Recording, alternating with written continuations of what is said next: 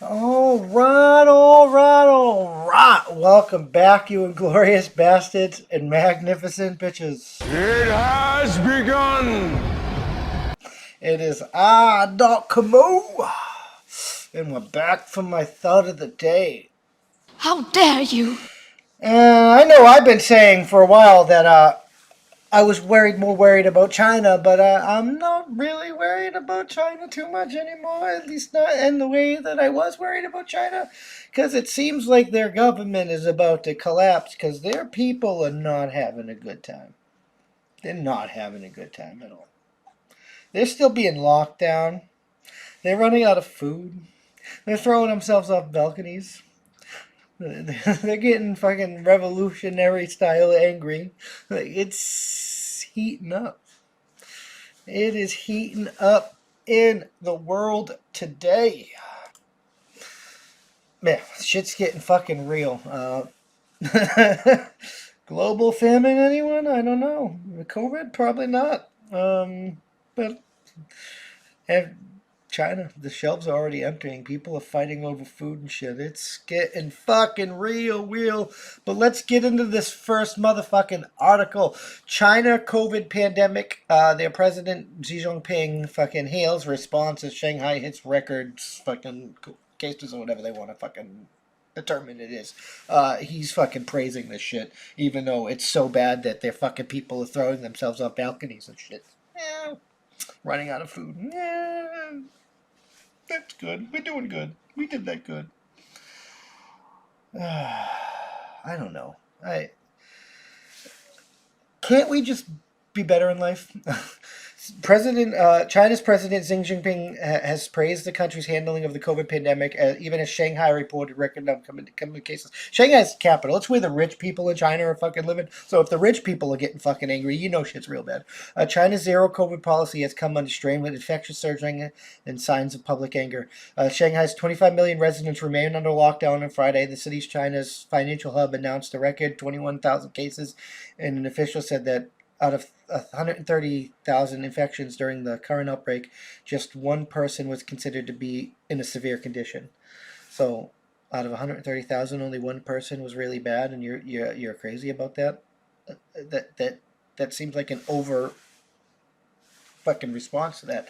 I didn't like lockdowns here. I don't like lockdowns in China. I don't like sanctions on the Russian people. I don't like sanctions to fucking China. I like freedom. I like fucking freedom. Sometimes freedom's chaotic. Sometimes it's fucking good. Sometimes it's not. It's just freedom. Freedom is freedom. I don't think you should be locking people up so they can't fucking, especially with a virus that we now know isn't as bad as you thought it was, and things like that. Especially to the point where they can't eat food and stuff. But it is what it is. The low number of serious cases have led to some mass whether a lockdown is necessary, says BBC China's correspondent Stephen McDowell. Shanghai hospitals struggle with COVID infections. I'm not even caring about any of that stuff. In the northeastern Jijing city, officials there said that the city had reached social zero COVID. Social zero COVID after 33 days of lockdown, but residents there have been given no indication what restrictions we live in. Social zero COVID. What the fuck does social zero COVID even mean? Come on, my Chinese people, whether you let me know what you think. I want to understand how you feel. How do you feel about this? I don't want government. How do you? I won't even let people demon. I want your honest opinion on how you feel about this garbage. China is one of the last remaining nations still committed to eradicating COVID in contrast to most of the world, which is trying to live with the virus in its Omicron variation. I mean, you can't eradicate a virus. It's not going to happen. And food shortages are happening. Food residents have taken social media complaining about food supply. People in the city are confined to their homes, and most have to order in food and water and wait for government drop-offs of vegetables, meat, and eggs, which doesn't always happen because they've been hoarding fucking food. I wonder if this is why they were fucking hoarding food. But the lockdown extension has overwhelmingly delivery services, grocery shop websites, and even the distribution of government supplies. Like, this is just out of hand. Political scientist Dae Young of the University of Chicago suggested 7 million people in Shanghai were running low on supplies and many were restricted to eating one meal a day. He warned that elderly Shanghainese, who were most likely to live alone and less likely to use a smartphone, were among the most at risk. dog bludgeoned to death. Meanwhile, a video showing a worker in a hazmat costume beating a dog to death with a shovel has caused revulsion online. The dog's owner had reportedly been taken to quarantine after testing positive for COVID and had left the pet outside in the hope that it would survive. Like, imagine having the fucking... And then it doesn't survive because it gets eaten. His speech, Mr. Zheng said China's zero COVID policy has withstood the test of the Winter Olympics. There is a little sign China is changing its approach. An editorial state news agency, Xinhua, said the country has been firmly adhered to its policy.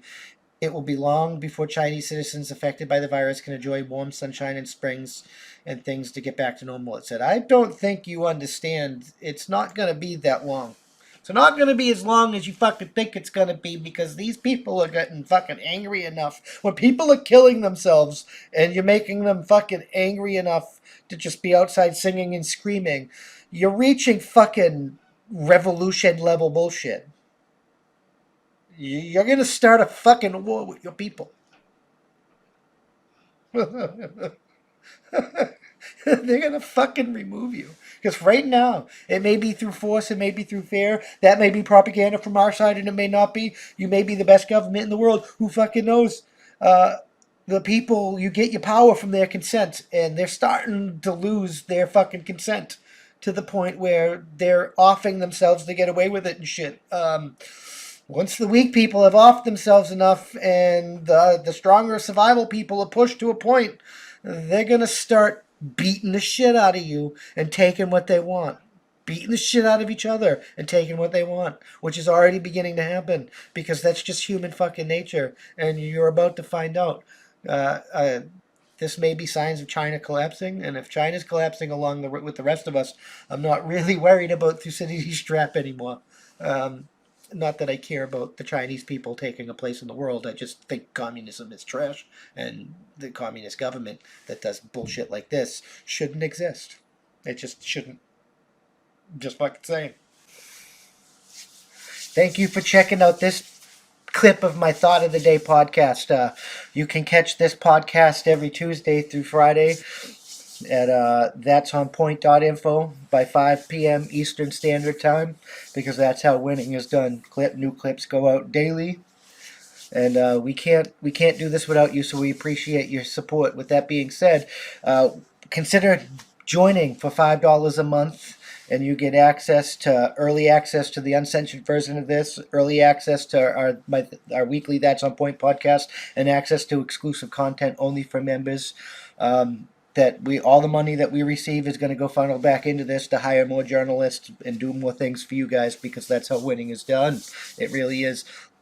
We got a merch store and stuff. You can help there, and if you can't help via money, you can always just leave a comment, and share this out there, because that helps us more than you can immensely know. That's the best way to help. Just leave a comment, and share. And if you're listening to us, leave a review. Leave a good review. Help us boost us in the podcast ratings and get us up there, because that's how winning is done. We'll see you in the next one. Peace.